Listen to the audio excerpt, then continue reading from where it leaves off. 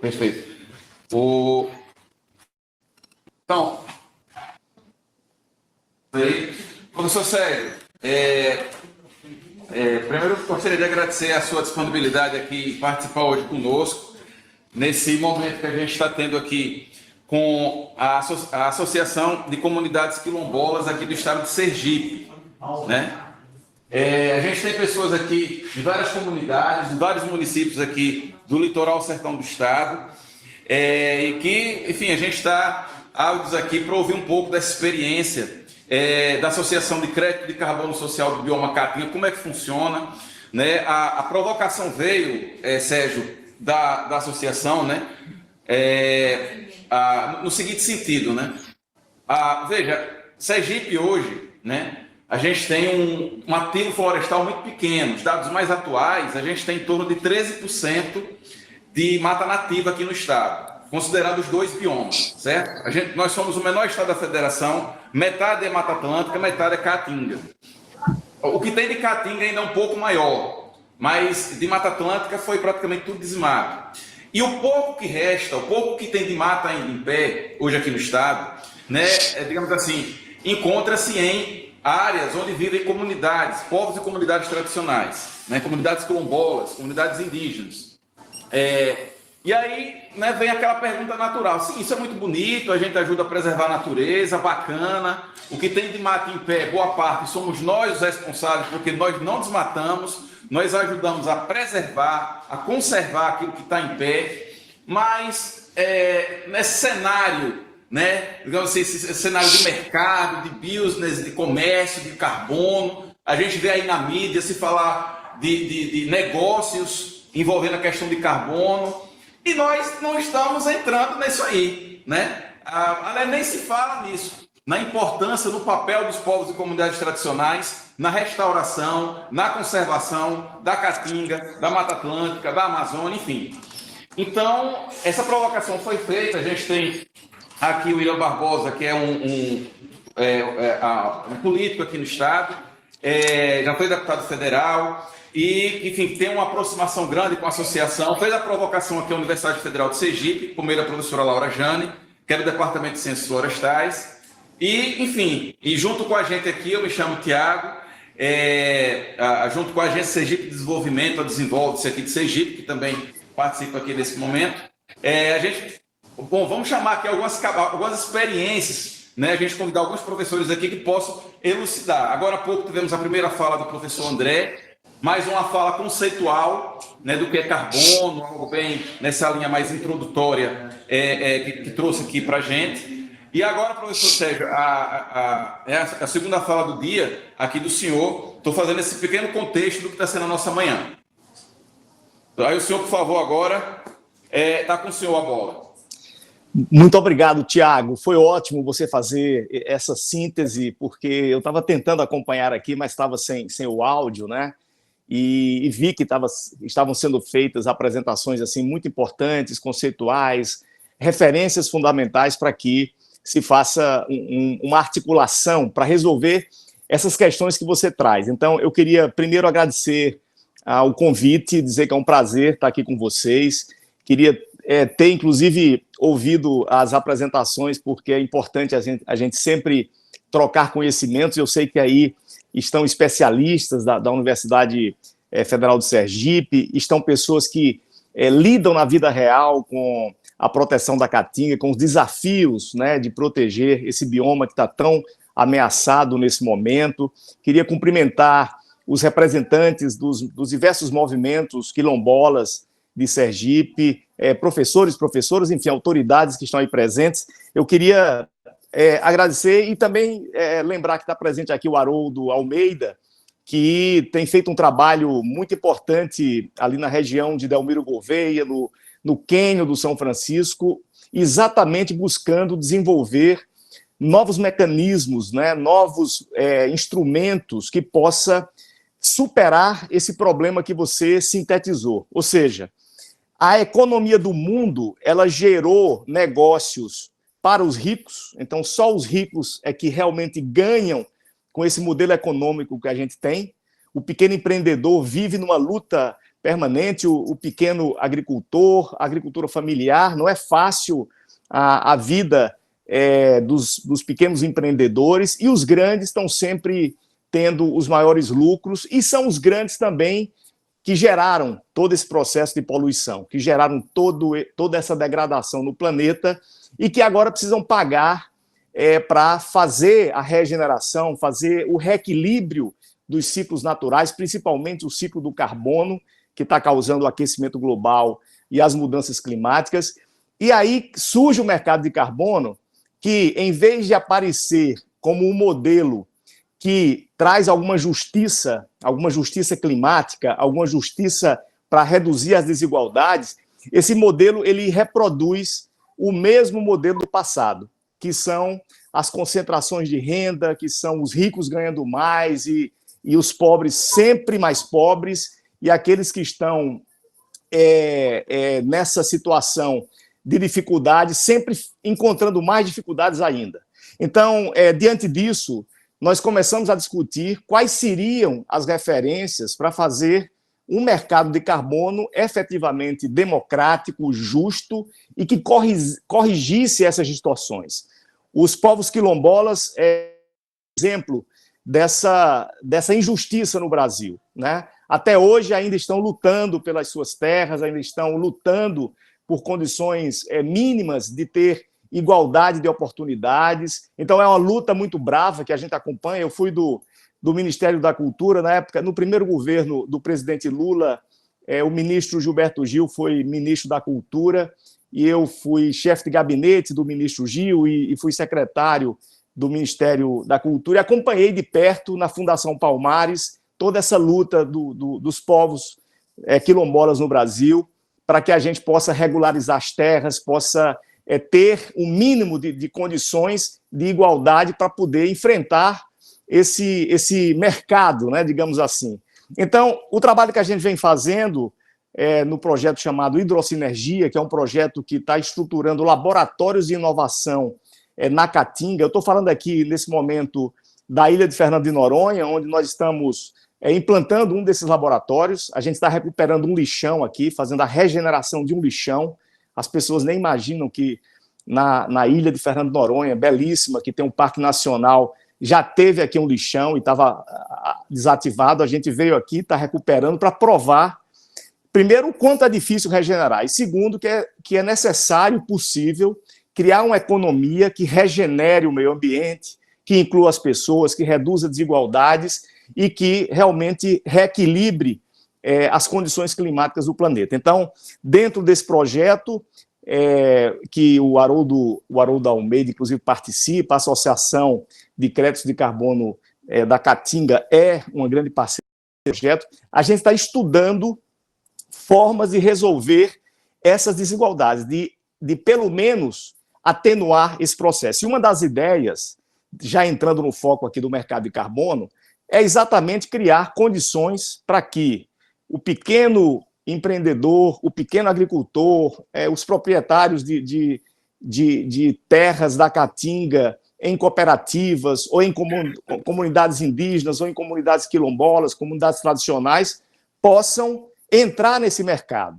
Então, a gente está criando um fundo, estamos testando em alguns municípios, começando a discussão lá em Delmiro Gouveia, em Floresta, em Pernambuco, que fica do outro lado do rio, em Paulo Afonso, em vários lugares, e aí fico à disposição também para a gente discutir em algum município também de Sergipe, que nada mais é do que criar um fundo que, em vez de usar como unidade o crédito de carbono tradicional, que é a tonelada, aquelas certificações, aquelas dificuldades todas que só as grandes empresas conseguem enfrentar, porque é burocracia, é tudo em inglês, é tudo muito caro.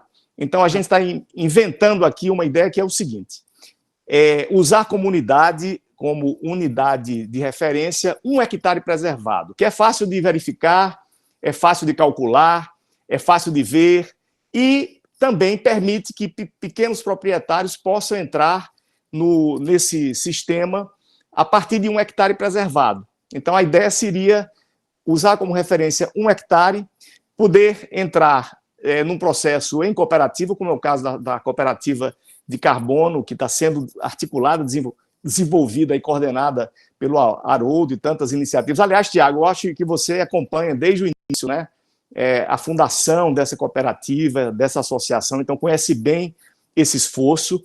E a ideia seria, nesse fundo, nós termos uma possibilidade de pagar um valor justo, um valor, inclusive, que melhore a renda dessas pessoas que preservaram a caatinga, que gere investimentos na região, que esse recurso circula na região, porque hoje o mercado de carbono, além de só ter grande participando, o dinheiro não vai para o lugar, né? O cara tem 1 milhão de hectares em algum lugar por aí, ele vende os créditos e o dinheiro ele aplica em outros lugares, o dinheiro nem chega a circular na economia local.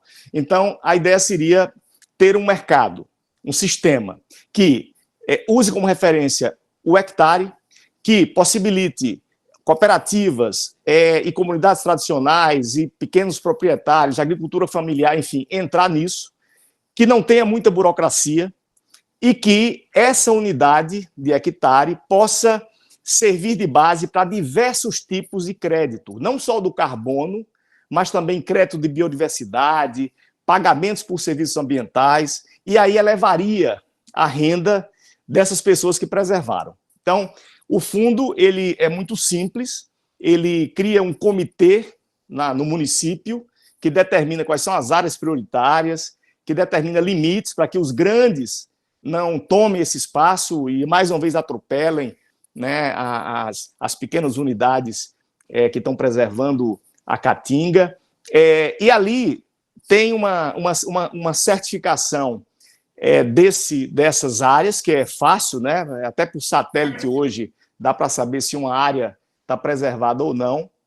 E com esses créditos, você pode converter o crédito de 1 hectare, você pode converter em crédito de carbono. Então já tem aí o estudo da Embrapa, que aponta, e certamente vocês cientistas que estão aqui presentes sabem que é muito fácil fazer a conversão média, né? Uma conversão média de uma área de caatinga para toneladas de carbono. Então, a média dessa pesquisa da Embrapa é em torno de 5,2 toneladas de carbono por hectare anualmente. Então, a captação durante um ano, né, de uma área de 1 hectare. Então, é possível você que tem uma área de 1 hectare fazer a conversão para 5 toneladas de carbono e ter ali uma remuneração anual por essas 5 toneladas. Além disso, já estão surgindo, já existe na Austrália e em outros países, os créditos de biodiversidade, né, que é exatamente você proteger uma área que é importante para garantir ali a preservação de espécies vegetais, da fauna também, de nascentes, de uma série de condições ali ambientais para que aquela área não vire um deserto, principalmente no caso da caatinga. Então, isso também permite, paralelamente ao crédito de carbono, você vender um crédito de biodiversidade, porque são duas coisas que são diferentes, né? E aí permitiria um acréscimo. Portanto, a ideia é comercializar, ter esse mapeamento, ter a unidade de caatinga preservada por hectare, somando ali os hectares. Isso é feito num fundo municipal ou num fundo estadual, num fundo público. Esse fundo facilita, desburocratiza, cria uma série de facilidades ali para que os proprietários possam fazer a venda, digamos assim, dos seus créditos, né, das suas áreas preservadas, receber um certificado por isso e uma remuneração, e esse fundo negocia no mercado nacional e internacional, que é mais burocrático, somando todas as áreas que estão ali preservadas. Então, o fundo ele serve de intermediário ali, transparente, público, né, feito de uma forma muito clara, com critérios muito transparentes. Ele faz a intermediação entre aquelas pessoas daquele município, daquela região, e a partir dali, com aqueles créditos, com aquelas áreas preservadas, ele faz a conversão, faz as certificações que forem necessárias nos sistemas convencionais e entra no mercado de carbono.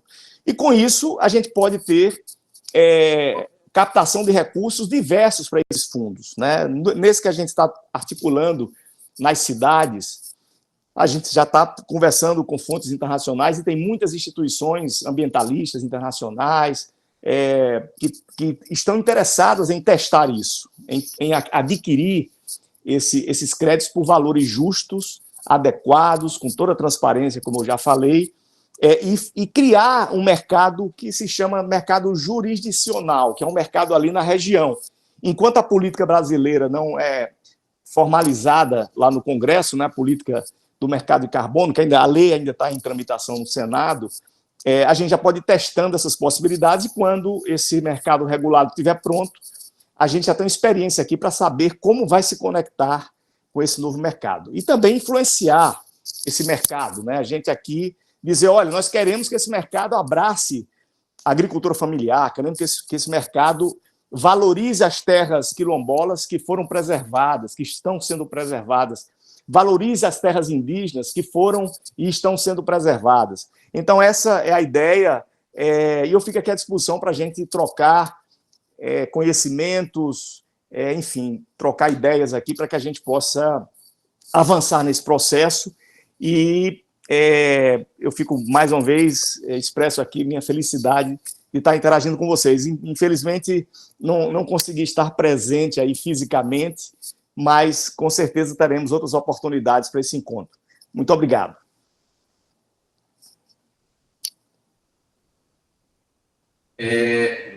Professor Sérgio, obrigado pela sua fala. Eu vou aqui abrir a palavra aqui para a plateia. O pessoal tem alguma dúvida, uma pergunta sobre a metodologia?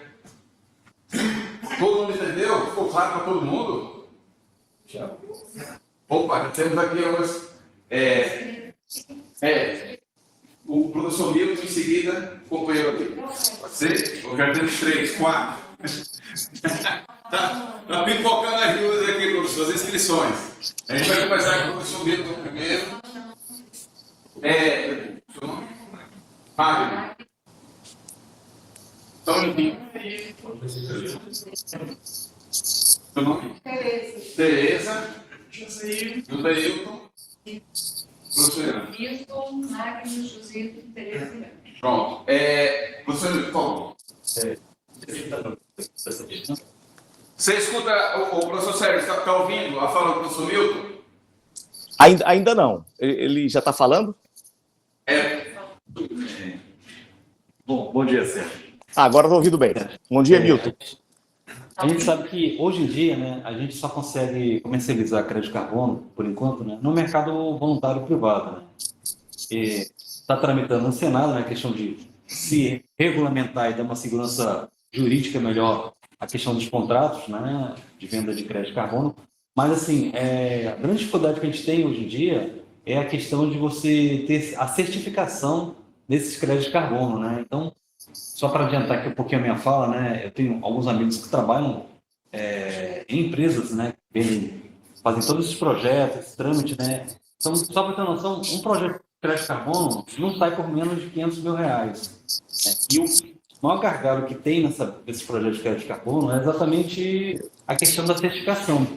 Né? Então, o grande desafio que a gente tem hoje em dia de comercializar não necessariamente é a questão de ir lá, montar o projeto, né? Mas é na hora que tem que certificar, porque se você não certificar, você não consegue vender esses créditos de carbono. Né?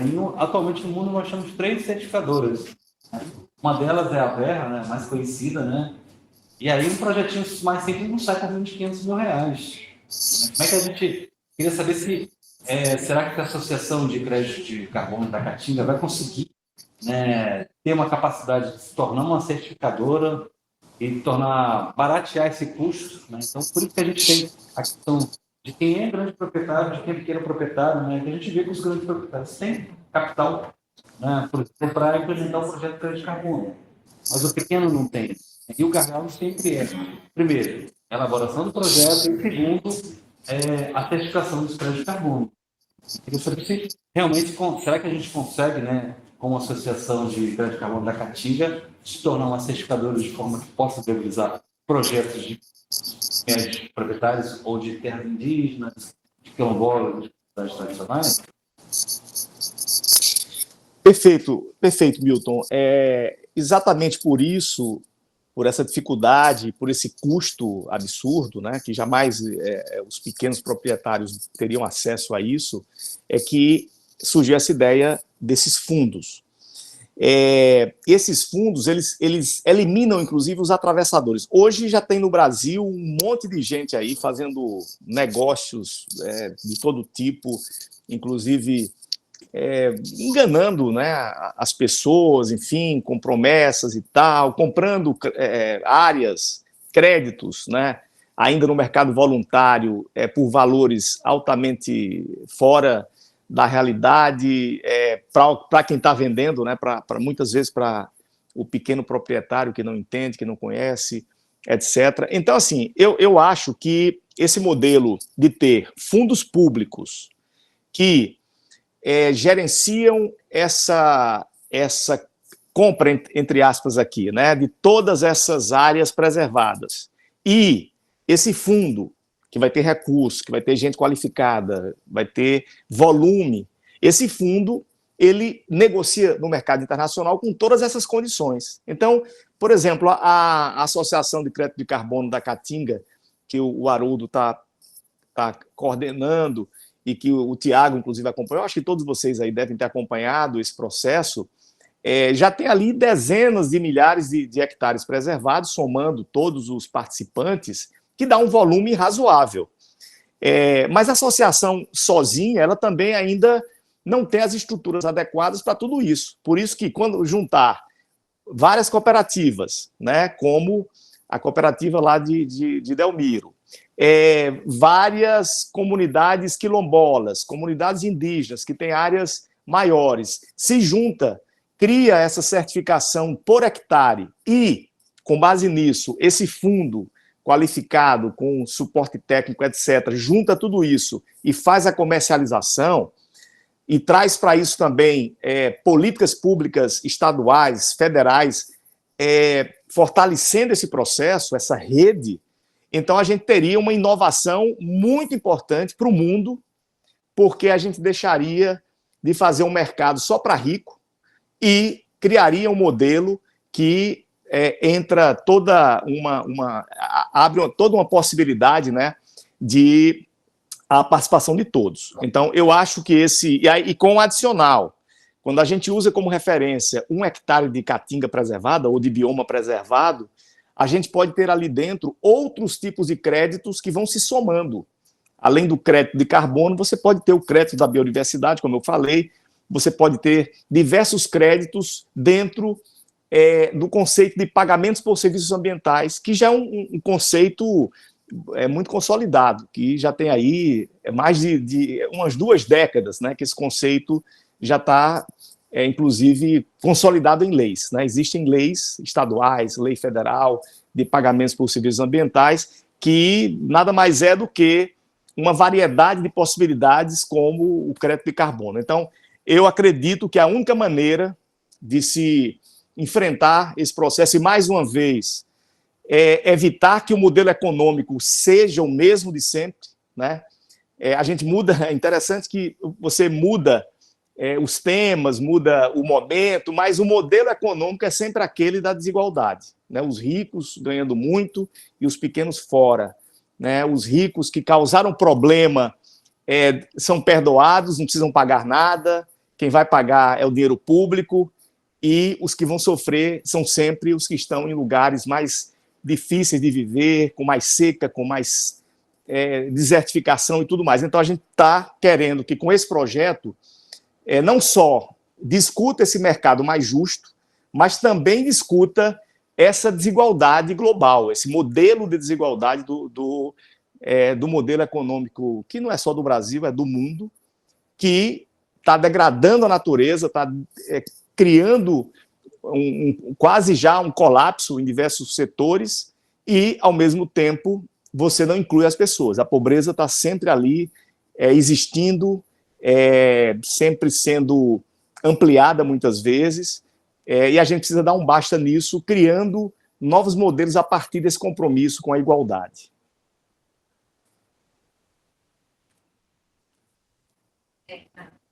Magno.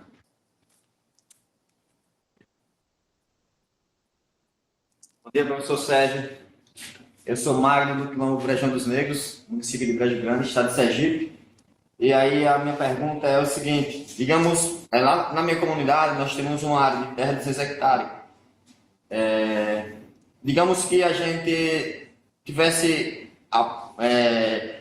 um projeto para uma área que ela já tem uma área preservada de mata, né? E a gente deixasse essa área para fazer esse projeto dos créditos de carbono.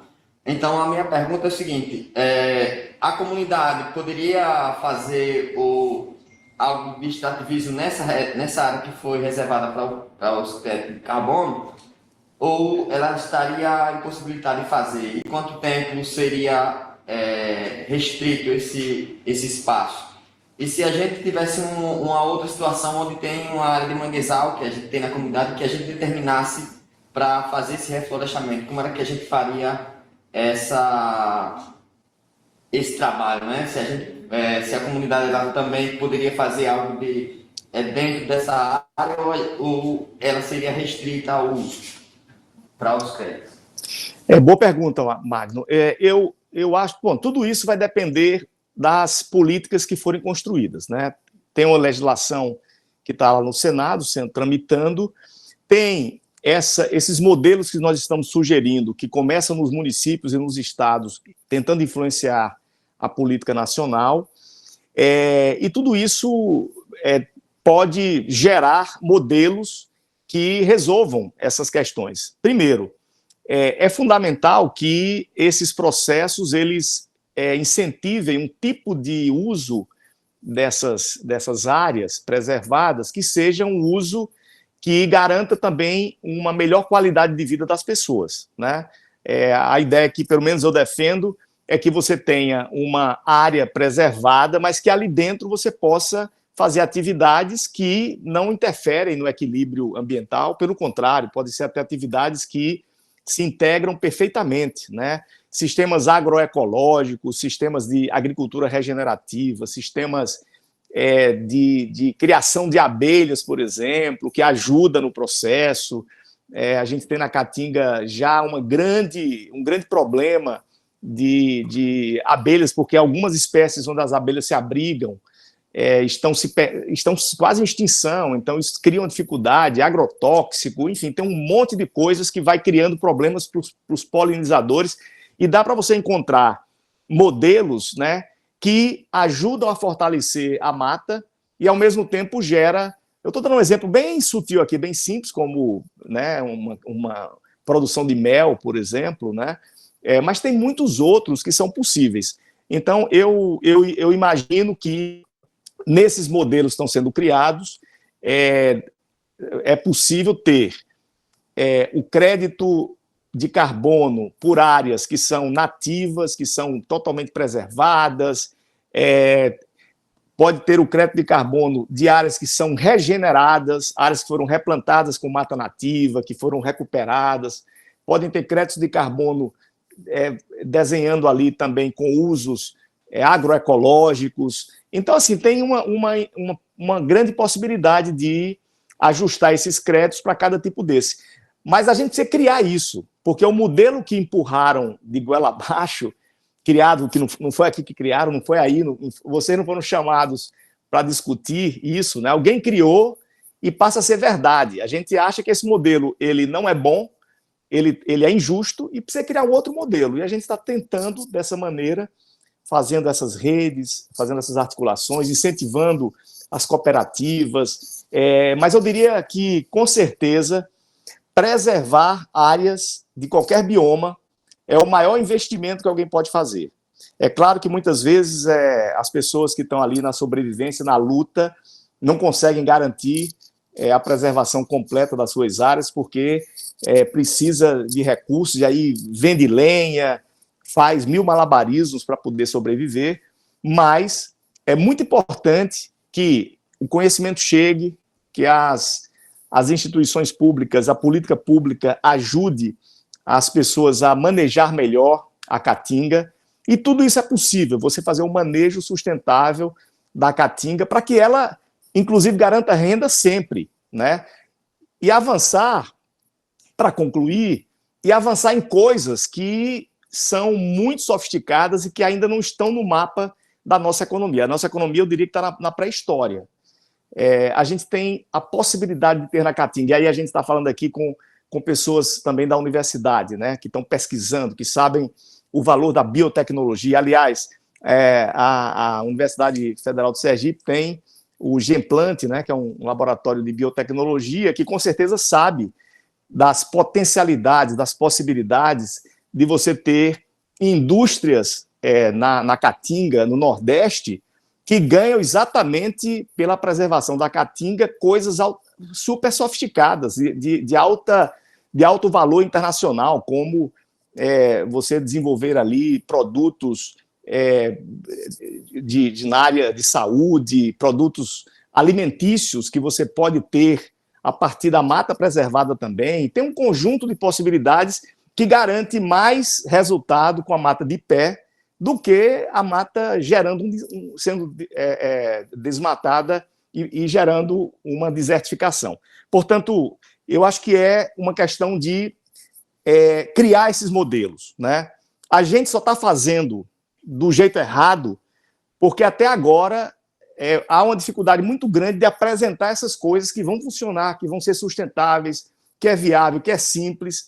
Mas quando a gente junta a universidade, junta as comunidades, junta as organizações não governamentais, os governos que estão comprometidos com o povo, eu acho que a gente consegue desenvolver soluções muito práticas, e aí as pessoas saem daquele modelo antigo e aquele modelo degradador para um modelo regenerativo, um modelo que tem mais resultados melhores para todo mundo.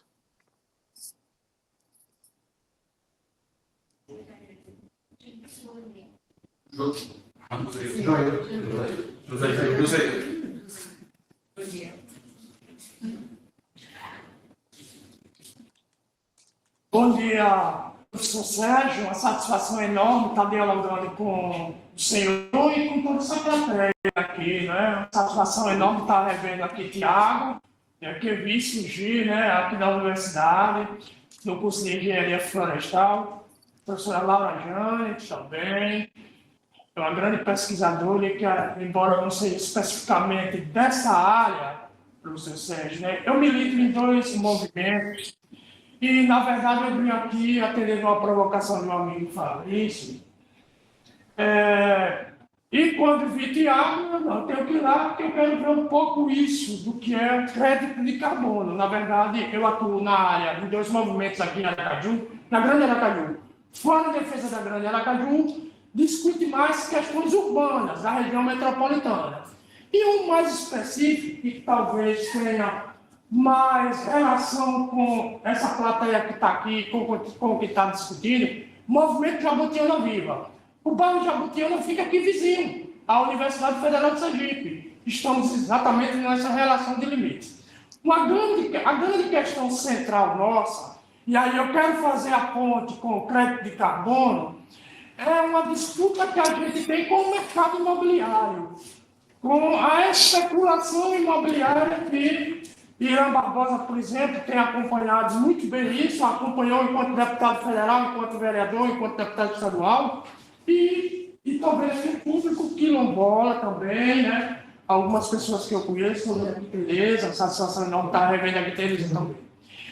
Onde a gente faria essa ponte, Sérgio, do crédito de carbono com a questão que a gente lida no movimento Jabutiana Viva, que é essa disputa, esse conflito com áreas de preservação que vem sendo engolidas pelo mercado imobiliário. A gente tem aqui a questão do Rio Puxinho, aqui pertinho, a 300 metros, onde estamos. Temos a questão do bairro Jabutiana e muitíssimo importante, a região da chamada zona de expansão, da antiga zona de expansão de Aracaju, né? Que é a região sul de Aracaju, né, bairros roubados,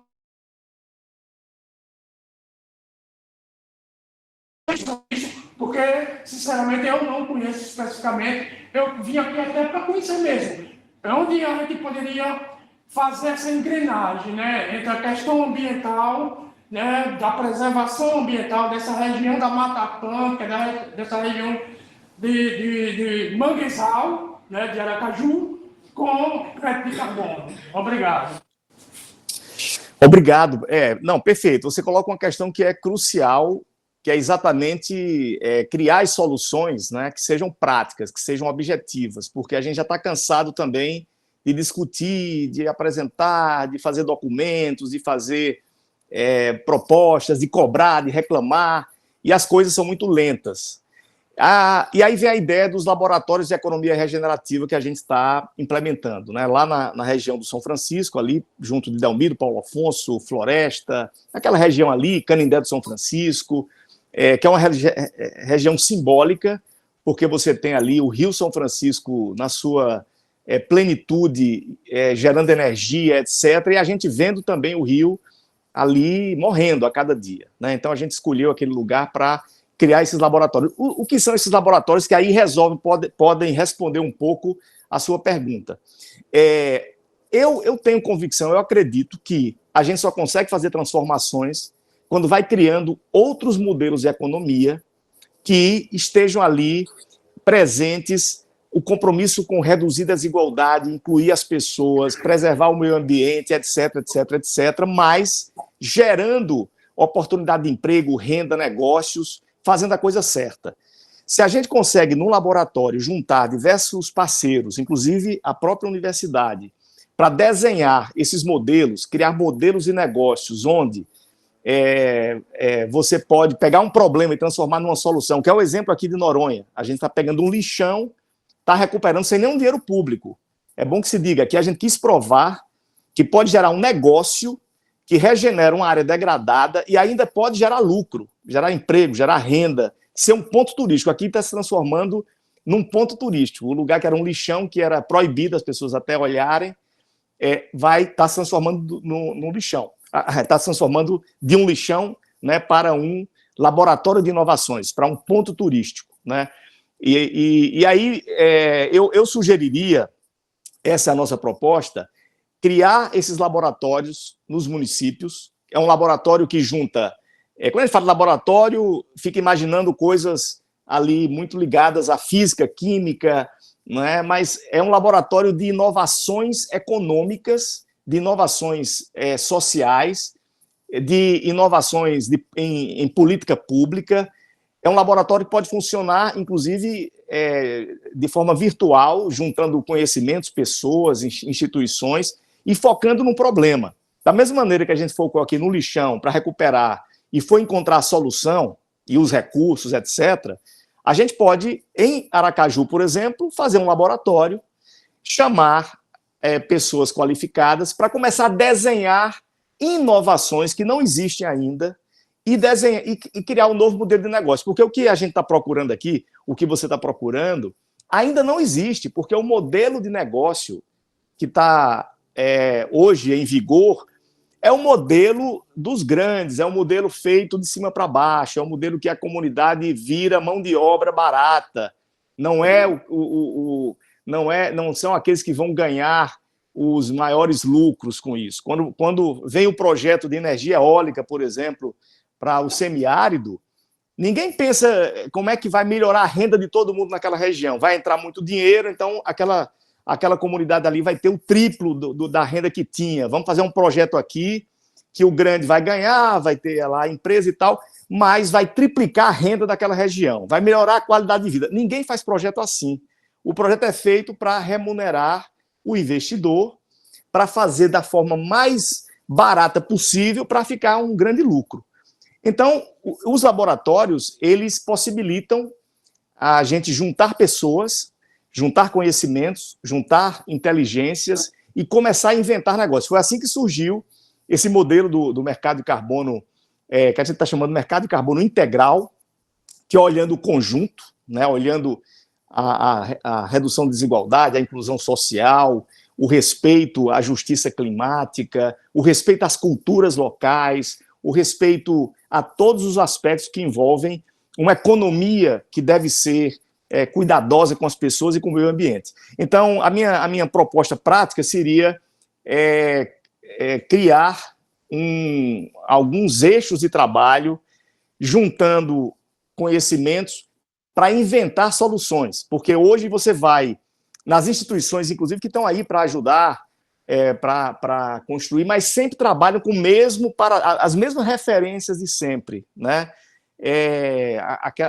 Aqueles modelos que não resolvem, não respondem a essa urgência que é você criar negócios que, em vez de degradar, recupere, que, em vez de explorar as pessoas, valorize as pessoas, e isso tem que ser construído, tem que ser desenhado, tem que ser criado. Não existe alguém lá no governo, em qualquer lugar por aí, que já tem a solução para isso, que vai dizer que é assim ou assado. A gente tem que juntar comunidades, ONGs, conhecimento acadêmico, conhecimento tradicional, a sabedoria dos povos do Brasil, juntar as instituições governamentais, os setores empresariais mais avançados para criar esse modelo. E é isso que os laboratórios fazem, e a gente pode ir avançando nessa discussão, né, Haroldo? Inclusive você que está aí, Haroldo, bem perto, né, na divisa aí com Sergipe, eu acho que poderia pensar em como a gente fazer um encontro depois para trabalhar essa implementação desses laboratórios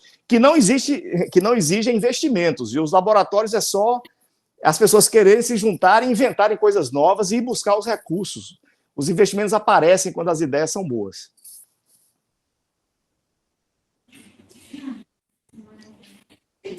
Beleza.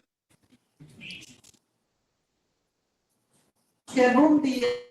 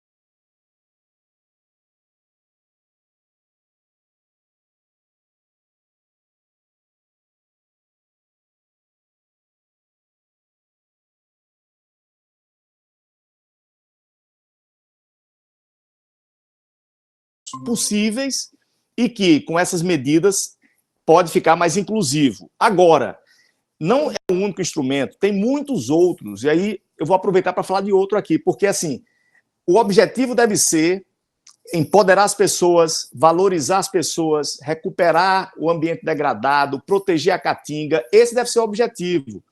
E a gente tem que buscar o instrumento adequado em cada situação. Então, tem lugares aí que você já houve desmatamento, a pessoa não tem nada, está até pior do que quem preservou, porque está virando deserto. Então, ali a gente já tem que chegar com outra solução. Eu vou dar um exemplo aqui, geração de energia solar. Né? Hoje o Nordeste já é uma potência de geração de energia solar, mas essa geração de energia não está beneficiando quem mora e quem mais precisa. Então, uma das ideias também que a gente está discutindo na cooperativa são as redes solares, as cooperativas de produção de energia solar. Como é que funciona isso?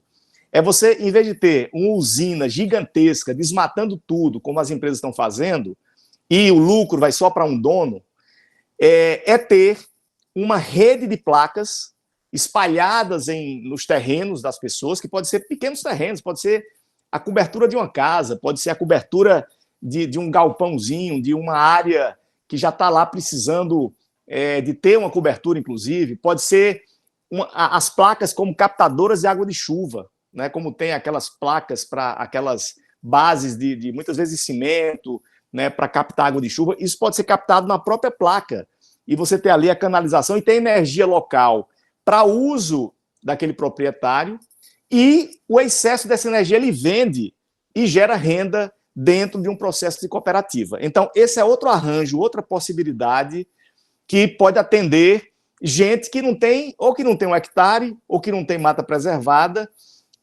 e por aí vai. Eu listaria aqui várias outras possibilidades que a gente vai descobrindo na hora que organiza esses laboratórios, na hora que organiza esse modelo, para você entender a realidade local, ouvir as pessoas, saber também o que é que elas querem, porque não adianta a gente chegar aqui com uma ideia mirabolante e a pessoa dali não quer isso, quer outra coisa, né?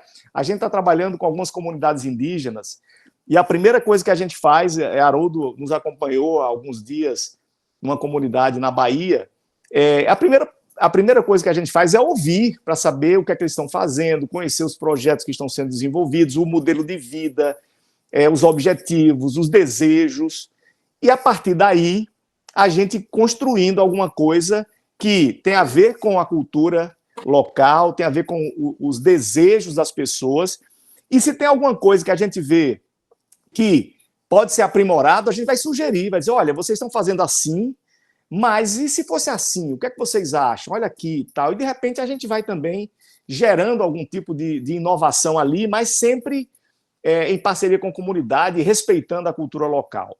Então, eu responderia a sua pergunta dizendo exatamente isso. Na hora que a gente bota o olhar juntos para um problema, e a gente tem ali muita gente com vários conhecimentos e com vontade de resolver, com certeza vão aparecendo soluções que a gente nem imaginava que podiam surgir.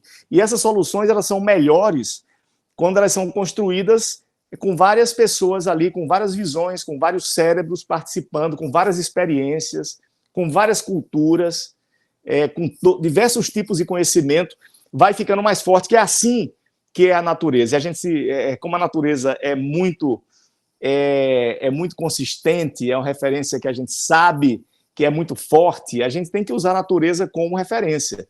E a ideia de você construir coisas a partir de uma visão diversa é mais ou menos imitar a natureza, né? A natureza fica mais forte quando tem diversidade, da mesma maneira que um projeto ele fica mais forte quando tem diversidade. Por isso que o racismo, o preconceito, a exclusão são coisas que precisam ser eliminadas das mentes humanas, porque isso atrasa o processo, isso reduz a capacidade de você aprender. Quando a gente conhece alguém e se abre para ouvir, a gente está ganhando. Você está ganhando conhecimento. Quem ouve ganha mais do que quem fica em silêncio ouvindo. Então, assim, eu acho que é isso. A gente tem que construir mais uma vez.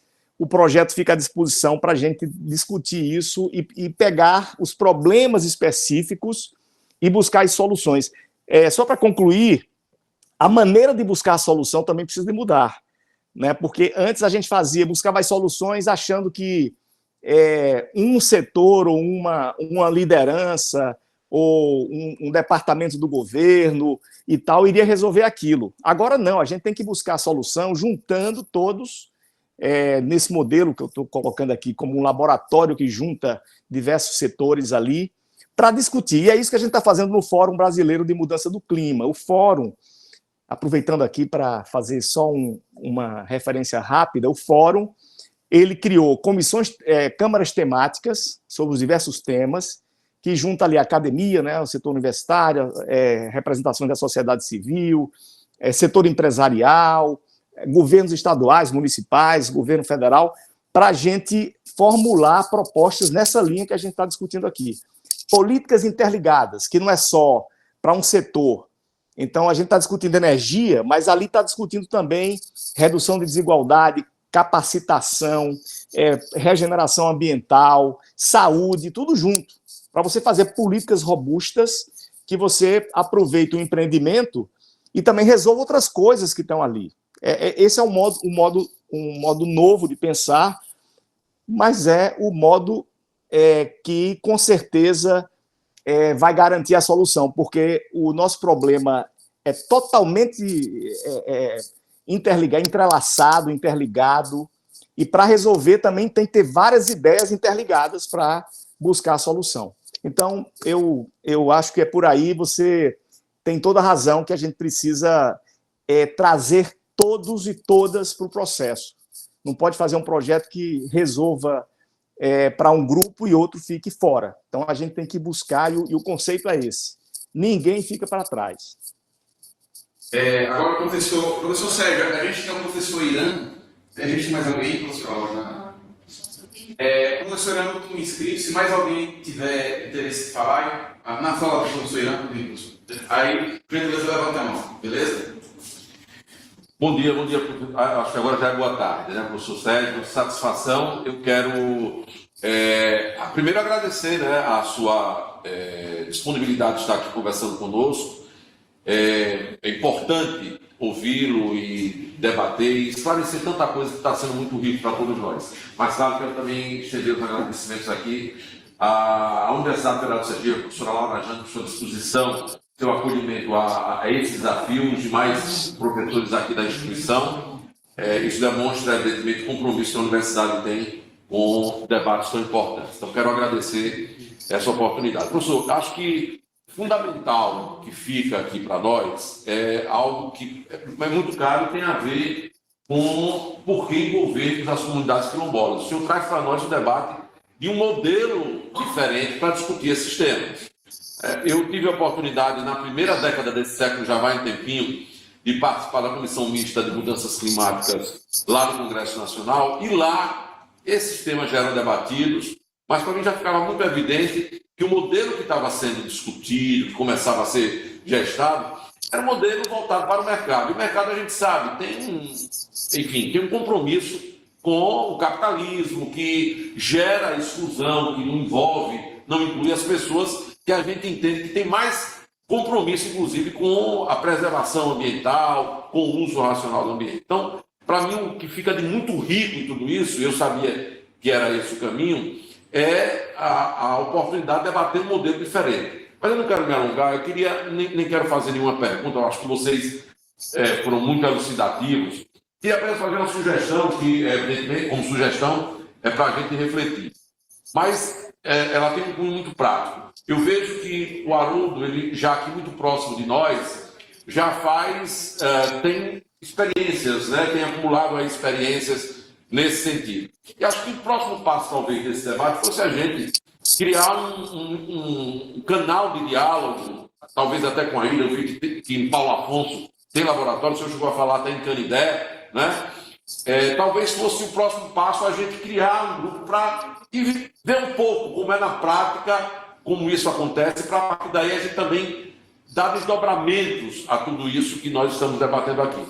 Porque a essência é garantir que os povos e comunidades tradicionais aqui do nosso estado possam, evidentemente, também se valer desse modelo que para nós é um modelo que interessa para o debate do crédito de carbono. Era isso, agradecer e espero que a gente tenha desdobramentos importantes para toda essa turma aqui de Sergipe. Um abraço, muito obrigado. Ira, um abraço e muito obrigado aí pelas suas palavras. É bom saber que tem uma liderança como você aí participando dessas articulações, né? Porque é fundamental você, com sua experiência política, com toda a sua história, com certeza tem muito a contribuir e eu fico aqui também à disposição para a gente trabalhar juntos. Muito obrigado, um abraço para você.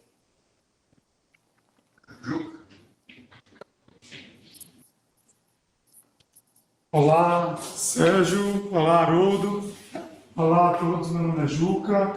Eu trabalho como assessor meu técnico na Desenvolve-se, lá na Agência Sergipe de Desenvolvimento, junto com o Thiago. E eu vou trazer aqui uma pergunta, Sérgio, para todos nós pensarmos, que é uma pergunta que a gente tem feito ao longo dos últimos 3 meses. Há uma oportunidade, eu diria, né, de criar um fundo da biodiversidade para o estado de Sergipe. Há uma oportunidade. Isso foi colocado como uma ideia, né? E a pergunta é, Sérgio, que eu tenho estudado, o que significaria e que papel realmente teria e que marco legal vai dar base sólida para a criação de um fundo público. O Sérgio trouxe aqui uma ideia que me parece inovadora, que é criar um fundo público que possa ser um intermediador, né, entre as comunidades dos povos tradicionais, os pequenos proprietários de terra e o mercado. Me parece que a gente também entra em conflito com os outros fundos, Fundo Clima ou Fundo de Meio Ambiente, que tratam do mesmo tema. Poderiam fazer essa função? Não é a prerrogativa. A gente está com um fundo para negociar e desenvolver negócios, pensar mecanismos e soluções como negócio. E aí eu vou adicionar, primeiro você falar um pouquinho sobre esse fundo público, esse mercado, institucionalizar o mercado jurisdicional local, porque é uma relação em cada município, e a outra, seria um fundo público, efetivamente, que essa eu fiquei na dúvida, ou é um fundo público-privado, ou é um fundo que tem uma governança com vários atores, inclusive com a iniciativa privada, que vai ser necessário, obviamente, com essa certificadora, né? É isso que eu gostaria de entender, como é que está a experiência de vocês, porque eu fiquei visualizando que esse seria o público de acesso de todos, mas ele ainda será, talvez, um fundo privado. Não sei, foi umas dúvidas que eu trago aqui, porque estamos nessa missão, de desenhar algo, e o diálogo com o Haroldo já está acontecendo. O Haroldo está aqui, eu já agradeço, Haroldo, a sua abertura para partilhar isso com a gente. Excelente, Juca. Você traz uma questão fundamental, né? Primeiro, a gente precisa fazer modelos que sejam... Por que é que hoje tem essa diferença, essa preocupação muito grande de deixar claro ali se é público ou se é privado? Porque, geralmente, o setor privado está preocupado com o seu interesse, com o interesse, né, ali do seu lucro. E quando é setor público, teoricamente, está interessado no bem público, no interesse público. Então, ficam parecendo duas coisas que não podem se relacionar. E como a gente tem história também de muita corrupção, quando o setor privado se aproxima de recurso público, geralmente é para se beneficiar, é difícil você ver empresas fazendo doações, né, assim, para o bem público, sempre é o contrário, são as empresas se beneficiando com o recurso público. Então, cria essa visão ali de que são coisas que não podem se juntar. Nesse novo modelo, a gente propõe que se crie um outro tipo de conceito, que é toda empresa, toda organização, seja ela do setor empresarial, do terceiro setor, do setor público, ela tem que ter os mesmos compromissos com o meio ambiente, com a justiça, com a ética, com o respeito, com a proteção da nossa cultura, com a proteção, enfim, de um conjunto de valores que são de interesse geral. O capitalismo, ele se distorceu tanto os valores da sociedade, que transformou tudo em dinheiro, que até aqui mesmo, vou dar um exemplo aqui, a gente chegou aqui para fazer o projeto do lixão com recursos privados, né? Convidei algumas empresas, apresentei o projeto, e as pessoas acharam estranho. Como é que a gente está aqui recuperando um lixão? Que interesse é esse? O que é que está por trás? Como é? E a gente fez muita questão de deixar tudo isso transparente, de fazer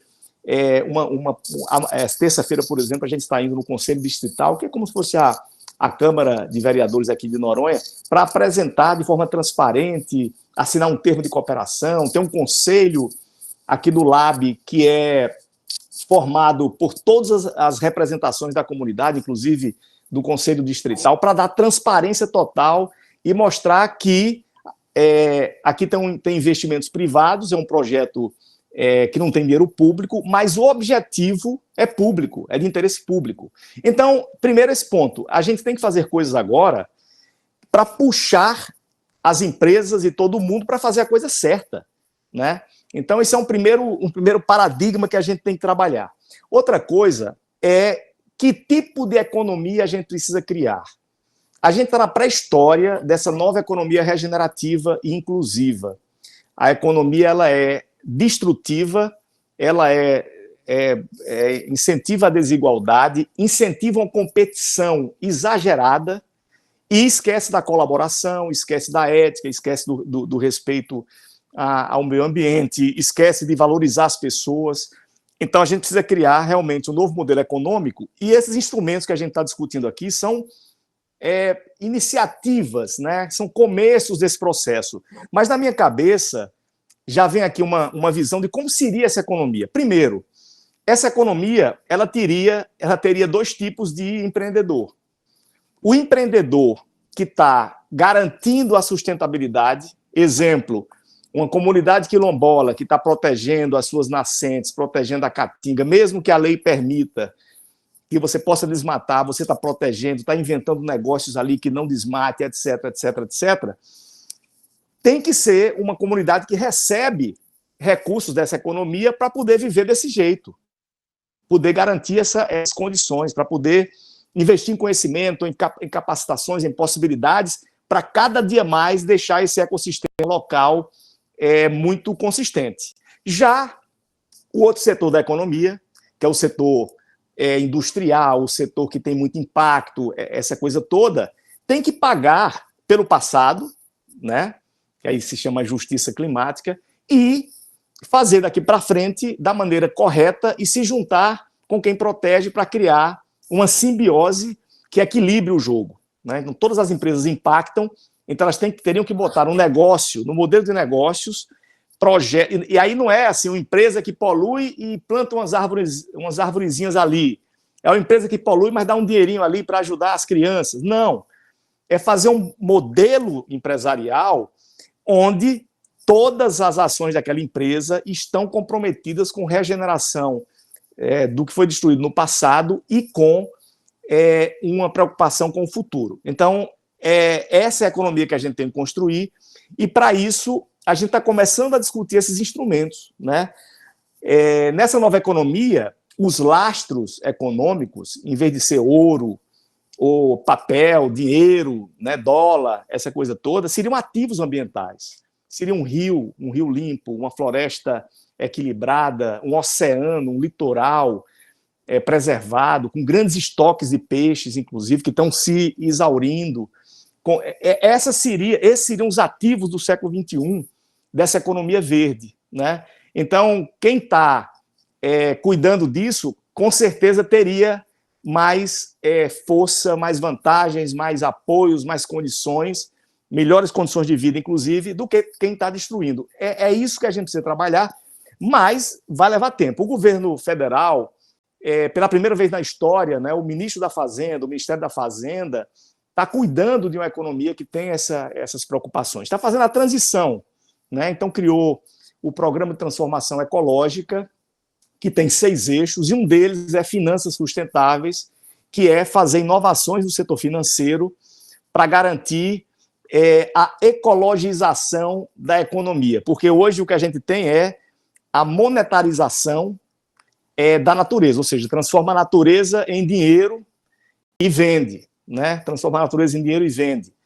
O que a gente precisa é transformar a economia em algo que fortaleça a natureza e não enfraqueça a natureza. Então, é mudar os instrumentos econômicos para ficarem de acordo com os processos naturais, se integrando, harmonizando com os processos naturais. Então, diante disso, o fundo que a gente está propondo é um fundo que tem um funcionamento público, transparente, a partir de leis municipais, leis estaduais, com toda uma regulamentação pública, transparente, mas o comitê, por exemplo, que define os projetos, que escolhe, que faz o plano de trabalho, esse comitê tem lá representantes das universidades, representantes do setor empresarial, representantes da prefeitura, representantes do governo do estado, representantes das comunidades, dos beneficiados, dos possíveis beneficiados por aqueles processos,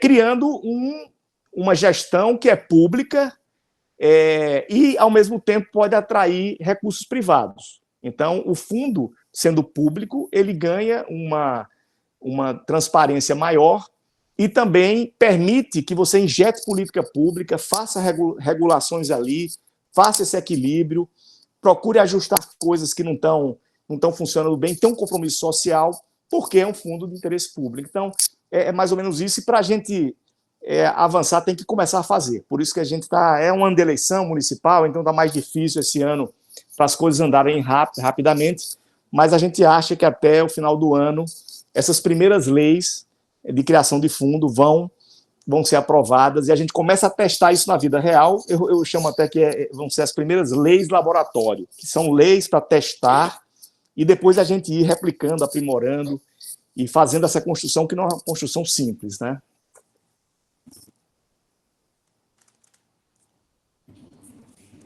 Mais alguém, gente? Eu gostaria de fazer... O professor Sérgio, eu acho que já está meio que no limite do tempo dele, né? Do horário que combinamos. Até então, o professor Irã e o Lucas foram os últimos, mas alguém tem alguma pergunta a fazer? Tranquilo? Professor Sérgio, a gente agradece demais aqui a tua participação, a sua disponibilidade aqui hoje conosco. A gente ainda não acabou, a gente tem mais um palestrante aqui que vai falar para a gente, que é o professor Milton, mas desde já, aqui em nome da organização, né, da Universidade Federal de Sergipe, da professora Laura Jane, professor Irã, da Associação dos Quilombolas, né, em nome desse grupo todinho aqui, a gente agradece a sua participação aqui hoje conosco, tá certo? Tiago, eu que agradeço. Me desculpe ter me alongado em algumas respostas aí, eu não estava controlando o tempo aqui, vocês foram muito generosos, que deixaram eu falar aqui à vontade. Olha, eu estou sempre à disposição, eu fico empolgado quando tenho esses encontros, e eu gostaria muito de depois avançar com vocês em desdobramentos. Então, contem com a gente, muito obrigado, foi um prazer, foi uma grande honra estar aqui com vocês. Obrigado. Obrigado. Eu também gostaria de agradecer ao Haroldo Almeida, que é o coordenador aqui do projeto Hidrosinergia, né? Fica lá em Delmiro Gouveia. Por meio dele, a gente conseguiu o contato do professor Sérgio. Então, eu quero destacar aqui e agradecer publicamente ao Haroldo. Gostaria de convidar o professor Milton, que é a última palestra nossa, falou, professor Milton? Tem que arrumar A apresentação dele já está aqui? Tá no jeito. Beleza. só tem lanchinho aqui, café. Bateu a fome, gente. Café. Caramba. Obrigado.